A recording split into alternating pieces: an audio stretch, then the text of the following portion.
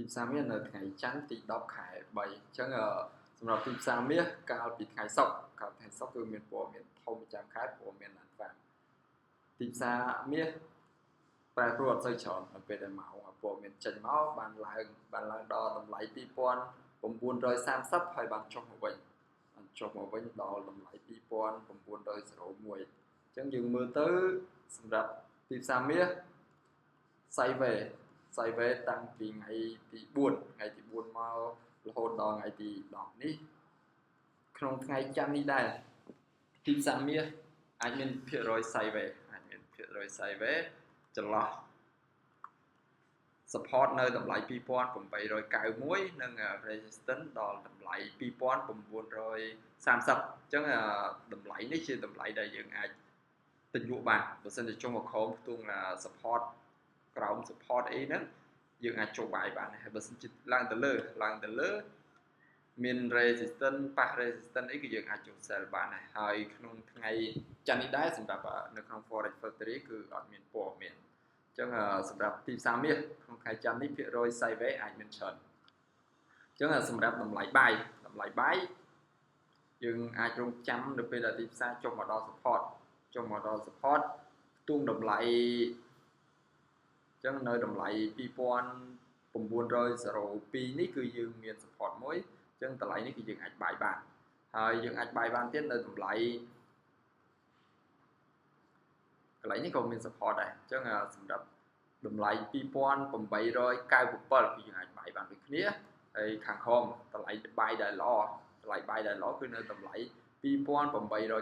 ញ្ចឹងសម្រាប់តម្លៃ2នេះគឺយើងអាចដាក់បាយ limit បាននៅពេលដែលទីផ្សារចុះមកក្រោម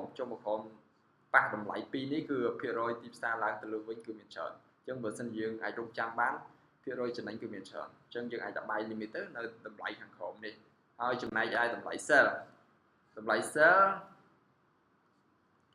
នៅព្រឹកនេះដែរទីផ្សារបានឡើងដល់តម្លៃ2918ហើយបានចុះមកវិញដល់តម្លៃ2909អញ្ចឹងចុះចិត្ត10លេខហើយតម្លៃបច្ចុប្បន្ននេះគឺ2912សម្រាប់តម្លៃ sell យើងតម្លៃនេះបើសិនជា sell យើងអាច sell ទូចបានទៅក៏ប៉ុន្តែនៅពេលដែលយើង sell យើងចំណេញក៏អាចចំណេញវែងបានដែរចំណេញ2លេខ3លេខអីយើងអាចកាត់បានយល់យើងរងចាំតិចទៅយើងរងចាំបើសិនជាទីផ្សារបកទៅរកតម្លៃ2918វិញគឺយើងអាចចូល sell បានដែរហើយសម្រាប់តម្លៃ sell ខាងលើទៀតយើងអាច sell បាន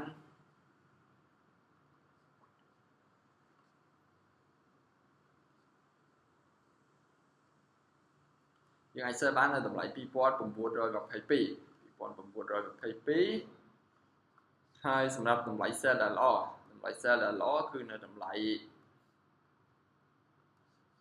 2930សម្រាប់ទីផ្សារមាសសម្រាប់តម្លៃខាងលើនេះគឺយើងអាចដាក់ sell limit បាននៅពេលដែលទីផ្សារឡើងទៅលើភាគរយចុះមកវិញគឺមានច្រើនអញ្ចឹងតម្លៃនេះយើងអាចដាក់ sell limit បានអញ្ចឹងខ្ញុំសូមបញ្ជាក់ម្ដងទៀតសម្រាប់ទីផ្សារថ្ងៃនេះភាគរយ Sideways គឺអាចមានច្រើនអាច Sideways ចន្លោះ2930និងតម្លៃ2891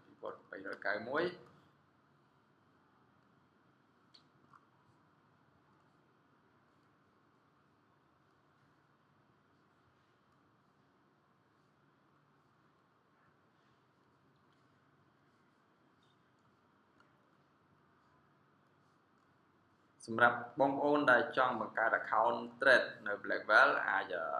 ឆាតតាម Telegram 016879511ហើយបងប្អូនអាចចូល channel Telegram ខ្ញុំបានក្នុង channel នេះខ្ញុំមានកាលវិភាគទីផ្សារមាសក៏ដូចជាទីផ្សារ Forex ជូនជារៀងរាល់ថ្ងៃអញ្ចឹងខ្ញុំនឹងដាក់ link នៅក្នុង comment នៅក្នុង YouTube